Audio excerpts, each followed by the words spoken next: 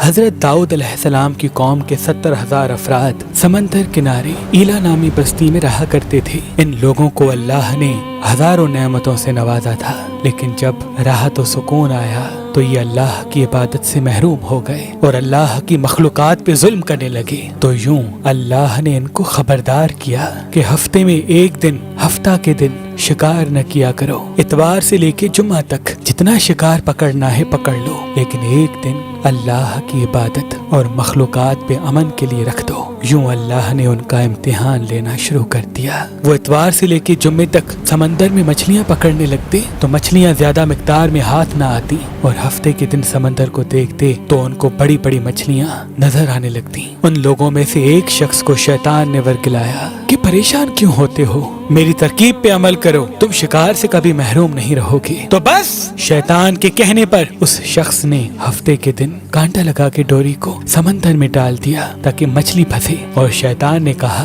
اس مچھلی کو تم اتوار کے دن نکالنا، اور یوں ہفتے کی حرمت بھی باقی رہے گی اور تمہارا شکار بھی ہو جائے گا۔ بس شیطان کی بتائی ہوئی ترکیب پہ ہفتے کے دن مچھلی پھنسی رہی اور وہ اتوار کے دن نکالتا اور خوشی سے کھاتا۔ جب آس پاس کے لوگوں نے پوچھا تو ان کو بھی یہ ترکیب بتانے لگا، اور یوں اس قوم کے کچھ لوگ ہفتے کے دن مچھلی پکڑنے کے لیے جال پھینکتے اور اتوار کے دن نکالتے، اور کچھ نے تو اس سمندر میں سے نالیاں بنا کے چھوٹے چھوٹے تالاب بنا دیے، کھڈے بنا دیے، تاکہ ہفتے کے دن جیسے ہی مچھلیاں یہاں سے گزریں تو ان تالاب میں پھنس جائیں اور ہم اتوار کو ان مچھلیوں کو نکال کے پکا کے کھائیں گے۔ اس گاؤں میں کچھ اللہ کے خاص بندے بھی موجود تھے جو کہنے لگے، اے لوگو، اللہ نے ہفتے کے دن شکار کرنے سے منع کی ہے۔ یہ جو تم جال پھینکتے ہو یا چھوٹے چھوٹے تالاب بناتے ہو، ان میں ہفتے کے دن اگر مچھلی پھنستی ہے تو یہ شکار ہفتے کے دن کا ہوگا۔ اللہ کے عذاب سے ڈرو، اللہ کی نافرمانی نہ کرو۔ وہ لوگ ان لوگوں کا مذاق اڑانے لگے کہ ہماری جو مرضی ہوگی ہم وہ کریں گے۔ اب ان بستی میں 3 گروہ بن گئے۔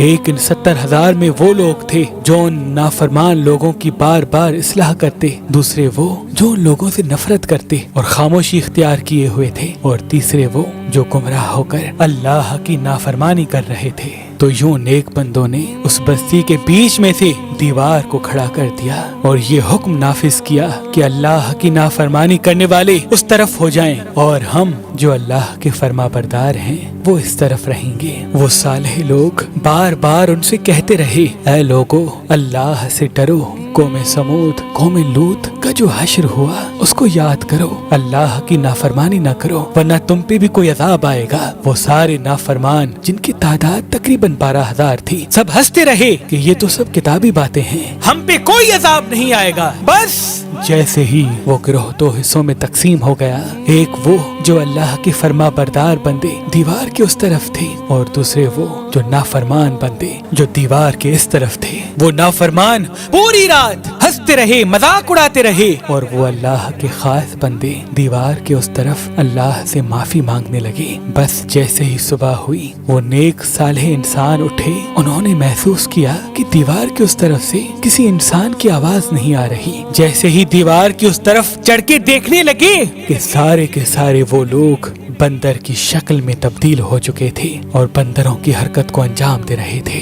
وہ جو صالح لوگ دیوار سے ان بندروں کو دیکھنے لگے، ان صالح لوگوں میں سے جو ان کے رشتہ دار تھے، انہوں نے ان بندروں کے کپڑوں سے اپنے اپنے رشتہ داروں کو پہچانا اور چیخ کے رونے لگے، اللہ سے معافی مانگنے لگے۔ لیکن اللہ کا عذاب جب آتا ہے تو وہ ہو کے رہتا ہے۔ وہ 12,000 لوگ جو بندر بن چکے تھے کچھ بھی کھا پی نہیں سک رہے تھے، اور یوں 3 دن بعد وہ اس عذاب میں آ کر فنار ہو گئے۔